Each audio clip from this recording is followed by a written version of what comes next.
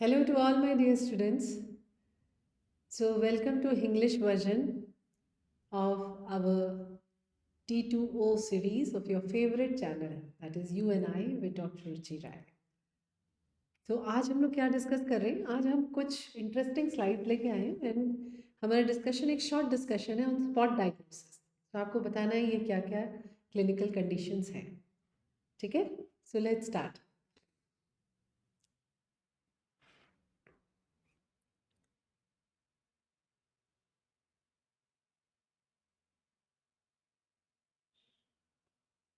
सबसे पहले कंडीशन है ये, क्या दिख रहा है आपको और ये क्या डिनोट कर रहा है? वन आई अप वन आई डाउन, एक आंख ऊपर है एक आंख नीचे है। जो आंख ऊपर होती है वो इंटॉट भी करती है, जो नीचे जाती है वो एक्सटॉट करती है। हम लोग बात कर रहे हैं सी सॉ निस्टैग्मस, एक आंख ऊपर एक आंख नीचे। सी सॉ निस्टैग्मस आपके लेवल पे आप लोग को पता होना चाहिए। जो पूछा गया है वो ये कि इट्स अ फीचर ऑफ बाइटेम्पोरल हेमियोनोपिया, है ना। बाइटेम्पोरल हेमियोनोपिया में आपको मिल सकता है सी सॉ निस्टैग्मस। बाइटेम्पोरल हेमियोनोपिया कैज़ुअल लेशंस, है ना, भूलना नहीं है। At the level of third ventricle जो भी लेजन्स होते हैं उसमें सीसॉ निस्टैग्मस मिलता है। चलिए नेक्स्ट देखते हैं।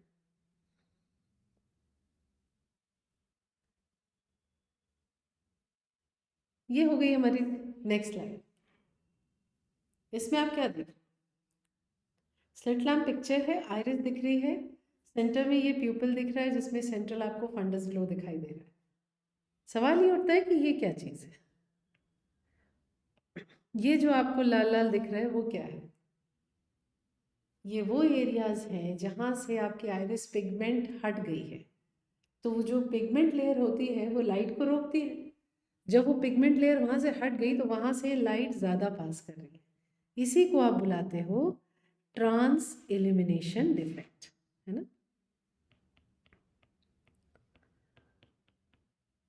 ट्रांस इल्यूमिनेशन डिफेक्ट किस कंडीशन में मिलता है?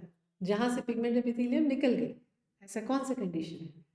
पिगमेंट डिस्पर्शन सिंड्रोम पढ़ा है आपने सेकेंडरी ग्लोकोमास में। सो ये आपको मिलता है पिगमेंट डिस्पर्शन सिंड्रोम, जो कि कॉज है सेकेंडरी ग्लोकोमा का, है ना। क्या कॉज करता है? Secondary open angle glaucoma. ये पिगमेंट्स जाके ट्राबेकुलर मेशवर्क को ब्लॉक कर देंगे और कौन सा ग्लोकोमा कॉज करेंगे? वो है secondary open angle glaucoma. Next slide देखते हैं।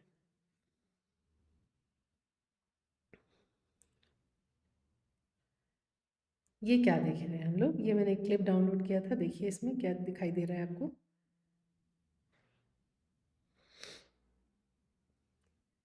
पीछे बैकग्राउंड का स्टिमुलस मूव करता हुआ दिख रहा है। ये आई जो है उस स्टिमुलस को देख रही है और उसी तरह से उस आई में भी मूवमेंट हो रहा है ना। आप खुद सोचो, जब आप एक ट्रेन में बैठे होते हो और दूसरी ट्रेन आपको क्रॉस कर रही होती है ना, उसकी खिड़की पे जो भी पैसेंजर्स है आप देख रहे हो, पहले एक को देखा, फिर दूसरे को देखा, तीसरे को देखा, तो जो आपकी आई की मूवमेंट्स चल रही हैं इनको क्या बुलाते हैं? इनको बुलाते हैं ऑप्टोकाइनेटिक निस्टैग्म्स। ठीक है, तो ये आप क्या देख रहे हो? आप देख रहे हो ऑप्टोकाइनेटिक निस्टैग्म्स।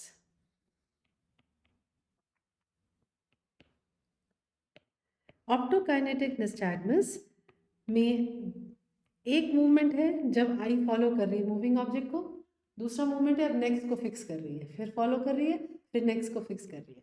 सो जो फॉलोइंग मूवमेंट होता है उसे हम क्या बुलाते हैं? परसुइट मूवमेंट बोलते हैं। और जो रीफिक्स होता है उसको हम बुलाते हैं सेकेडिक मूवमेंट। ठीक है, तो एक होता है परसुइट मूवमेंट और एक होता है सेकेडिक मूवमेंट। सबको याद रखना, ये किसी लेजन में नहीं मिल रहा है, ये फिजियोलॉजिकल निस्टैग्म्स है ना। चलिए नेक्स्ट देखते हैं।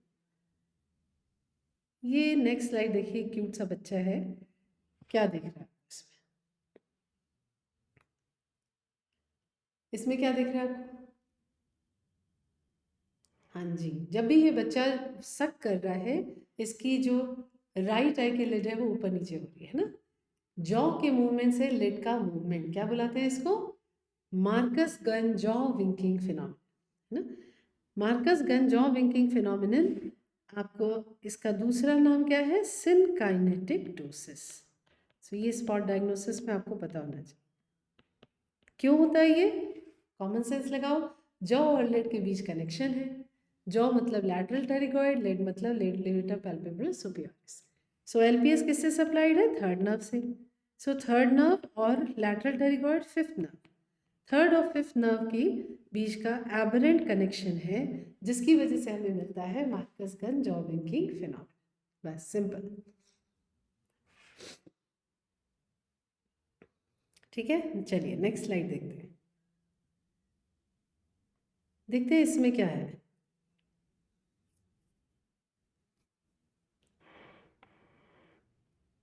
आपने एक आंख ऑक्लूड की, आपको दूसरे आंख में निस्टैग्मस मिल रहा है। अब आपने दूसरी आंख ऑक्लूड की तो पिछली आंख में उसमें कम मिल रहा है, लेकिन है उसमें भी मूवमेंट है और निस्टैग्मस है, अगर आप ध्यान से देखो। ठीक है, फिर से एक आंख बंद की, फिर से उसमें निस्टैग्मस। सो वो निस्टैग्मस जो ऑक्लूजन के बाद दिखाई दे इस तरह से कवर अनकवर करके, उसको हम क्या बुलाते हैं? उसको हम बुलाते हैं लेटेंट निस्टैग्मस। ठीक है, इसको बोलेंगे लेटेंट निस्टैग्मस। और कहाँ मिलता है लेटेंट निस्टैग्मस? इन्फेंटाइल ईज़ोट्रोपिया। ठीक है, आपके लेवल पे ये पूछा जा सकता है। नेक्स्ट स्लाइड देखते हैं। अब क्या दिख रहा है हमें? इंटरेस्टिंग है। क्या दिख रहा है? ट्रेमुलसनेस इन द आइरिस, है ना। सो इस ट्रेमुलसनेस जो आइरिस में दिख रही है, इसको हम क्या बुलाते हैं? क्या स्पॉट डायग्नोसिस है ये? आइरिडोडोनेसिस, है ना। तो हम लिखेंगे यहाँ आइरिडोडोनेसिस। आइरिडोडोनेसिस जो है कहाँ मिलेगा? जब सपोर्ट आइरिस के ऊपर से हट गया। और सपोर्ट कब हटता है? जब लेंस नहीं होता या लेंस सपोर्ट नहीं कर सकता। तो पहला कंडीशन जो आपको याद करना है वो है एफेकिया, जहाँ पे आइरिडोडोनेसिस मिलती है। और दूसरे के बार बुफ्थेल्मोस, आईबॉल इतना ज़्यादा इनलार्ज हो गया कि लेंस और आइरिस दूर दूर हो गए और सपोर्ट फिर आइरिस के ऊपर से हट गया, है ना। तो ये दो कंडीशन आपको याद रखनी है इस अपने लेवल पे। ये क्या कारण हो सकता है? ये कारण हो सकता है आइरिडोडोनेसिस का, एफेकिया या बुफ्थेल्मोस। चलिए नेक्स्ट स्लाइड देखते हैं क्या है। इस स्लाइड में आपको क्या दिख रहा है? पढ़ा हुआ होगा आपने। एरो से तो समझ में आ रहा है कि पेशेंट को टोसिस है। रेड एरो तो यही दिखा रहा है कि ये पेशेंट। और देखिए क्या क्या है। ये हॉरिजॉन्टल लेंथ कम है। अगर हॉरिजॉन्टल लेंथ लिड की कम है, उसको हम क्या बोलते हैं? ब्लीफेरोफाइमोसिस, है ना। और क्या दिख रहा है हमें? टोसिस। जो रेड एरो से दिख रहा है वो है टोसिस। और क्या दिख रहा है? इन दोनों मीडियल कैंथस की दूरी ज़्यादा है। इसको हम बुलाएंगे टेलीकैंथस। टेलीकैंथस तब बोलते हैं जब सॉफ्ट टिश्यू की वजह से दूरी ज़्यादा, सॉफ्ट यानी लॉन्ग मीडियल कैंथल लिगामेंट है, जिसकी वजह से मीडियल कैंथस के बीच दूरी ज़्यादा है, लेकिन इंटरप्यूपिलरी डिस्टेंस नॉर्मल है, तब इसको हम क्या बोलते हैं? टेलीकैंथस। ये चीज़ याद रखनी है, पूछी जाती है। इंटरप्यूपिलरी डिस्टेंस नॉर्मल। और हमें इसमें क्या मिल रहा है? ध्यान से देखो, एक एक्स्ट्रा फोल्ड ऑफ स्किन है ना। ये जो एक्स्ट्रा फोल्ड ऑफ स्किन है मीडियल कैंथस की, ये लोअर लिड से आ रहा है, इस तरह से आ रहा है ना, जो मैं ग्रीन से मार्क कर रही हूँ। इसको बुलाते हैं एपिकैंथस इनवर्सस। नॉर्मली जो एक्स्ट्रा फोल्ड ऑफ स्किन है वो अपर लिड से आता है, ये लोअर लिड से जा रहा है ना, तो इसको हम क्या बुलाएंगे? इनवर्सस। सो एपिकैंथस इनवर्सस। और कोई फीचर जो रह गया है? Congenital ectropion. ठीक है, एक और चीज़ हमें क्या मिल रही है? Congenital ectropion.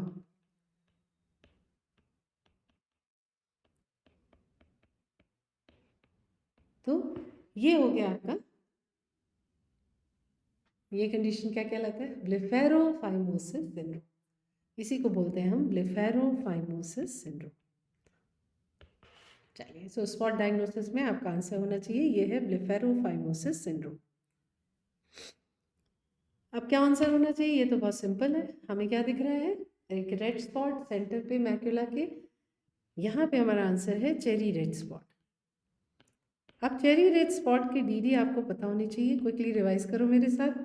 या तो blunt trauma, Berlin's oedema, central retinal artery occlusion, और तीसरा याद कर लो डिपोजिशंस, इसमें सारे स्फिंगोलिपिडोसिस एंड गैंग्लियोसिडोसिस आ जाएंगे। और एक डिबेटेबल पॉइंट, गाउचर्स में है कि नहीं, होता है, गाउचर्स में भी हम चेरी रेड स्पॉट लर्न करते हैं और हमें यही याद करना है कि गाउचर्स में भी मिलेगा। ठीक है, नो कन्फ्यूजन। आइए नेक्स्ट पढ़ते हैं। नेक्स्ट कौन सी स्लाइड है? नेक्स्ट स्लाइड है हमारी ये। क्या डायग्नोसिस है? Spot diagnosis. मुझे एक अल्सर दिख रहा है जो कि गोलाई में नहीं, लीनियर है, और सबसे बड़ी चीज़ है उसके एंड नॉब्ड है। ये नॉब्ड एंड्स जो है ये क्या डायरेक्ट करते हैं? ये हो गया हमारा डेंड्रेटिक अल्सर। अगर ये डेंड्रेटिक अल्सर आपका स्पॉट डायग्नोसिस है तो mainly this is cause is herpes simplex virus. Zoster में डेंड्रेटिक नहीं मिलता है, उसमें सूडोडेंड्राइट्स मिलते हैं जहाँ नॉब्ड एंड नहीं होते, याद रखिएगा। दूसरी चीज़ डेंड्रेटिक में आपसे पूछता है, बहुत कॉमन मिस्टेक है आप लोग की, पैथोग्नोमिक फीचर ऑफ वायरल केरेटाइटिस, तुरंत आप आंसर करते हो डेंड्रेटिक अल्सर। नहीं, पैथोग्नोमिक फीचर पूछेगा तो बोलोगे डिक्रीज्ड कॉर्नियल सेंसेशन। ठीक है, और क्या कॉजेज होते हैं डिक्रीज कॉर्नियल के? याद होना चाहिए diabetes, leprosy and so on. ठीक है, अब इसके बाद तीसरी चीज़ जो आपसे सवाल आता है आपके डेंड्रेटिक अल्सर में, वो ये पूछता है कि what is the on this fact, I am sorry, आपसे ये पूछेगा कि स्टीरॉइड्स देते हैं कि नहीं, तो आपको क्या बोलना है? Steroids are contraindicated in dendritic.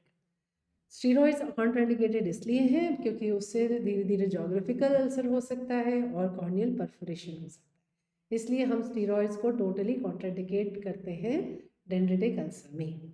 ठीक है, सो ये 3-4 सवाल हैं डेंड्रेटिक अल्सर। नेक्स्ट क्वेश्चन पढ़ते हैं। नेक्स्ट स्लाइड में क्या है अपने पास? ये हमारी लास्ट स्लाइड है, इसमें हम पढ़ रहे हैं ल्यूकोकोरिया, है ना। इसमें डायग्नोसिस क्या है कि एक तरफ प्यूपिल वाइट चमक रही है, एक तरफ नो। क्यों? Because of leukocoria. ल्यूको मतलब वाइट, कोरिया मतलब प्यूपिल, जो सफ़ेद प्यूपिल, ल्यूकोकोरिया। आप सबको डीडी पता होनी चाहिए ल्यूकोकोरिया की कि क्या क्या कारण, ऐसे सोचना है कारण हो सकते हैं कि प्यूपिल वाइट चमके। कोई भी चीज़ सेंट्रली प्लेस्ड है, लाइक कंजेनाइटल कैटरैक्ट हो गया, रेटिनोब्लास्टोमा तो है ही, उसके अलावा ट्यूमर के अलावा साइक्लेटिक मेम्ब्रेन्स हो सकते हैं, सेंट्रल कोरोडाइटिस हो सकती है बच्चों में, मेन कॉज उसका टॉक्सोकेरियासिस होता है, और क्या हो सकता है? Central retinal detachment, fungal endophthalmitis, और रेटिनल डिजीजेज हो सकती हैं, है ना, like Coats disease, retinopathy of prematurity, retinal dysplasias, और क्या मिल सकता है? सेंट्रल कोलोबोमा, एक पार्ट बना ही नहीं एम्ब्रोलॉजिकली, उसको हम क्या बोलते हैं? कोलोबोमा। तो ये सारे कॉजेज हो सकते हैं जिसमें कि प्यूपिल सफ़ेद चमकेगा। ये सारी डिफरेंशियल डायग्नोसिस ऑफ ल्यूकोकोरिया। ठीक है, याद रखना, अगर ये रेटिनोब्लास्टोमा या ट्यूमर की वजह से है तो जनरली इंट्राओकुलर प्रेशर्स रेज मिलते हैं। और मेरे ख्याल से ये आपको पता है ना, वाजन में क्या देखा कि ये सारे डीडीज जो रेटिनोब्लास्टोमा के, सॉरी, ल्यूकोकोरिया के आपने पढ़े, रेटिनोब्लास्टोमा को हटा के ये जितने भी कॉजेज हैं उनको हम क्या बुलाते हैं कलेक्टिवली? सूडोग्लायोमास। ठीक है, तो ये हो गया आपके लास्ट स्लाइड, ल्यूकोकोरिया। या that was the last slide, मैं वही चेक कर रही थी। सो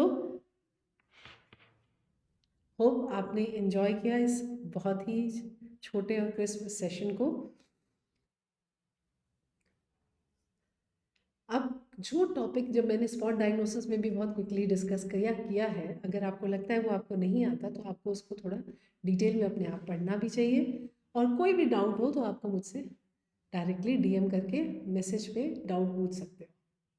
ठीक है, correct? Okay, so thank you so much and stay blessed, keep smiling.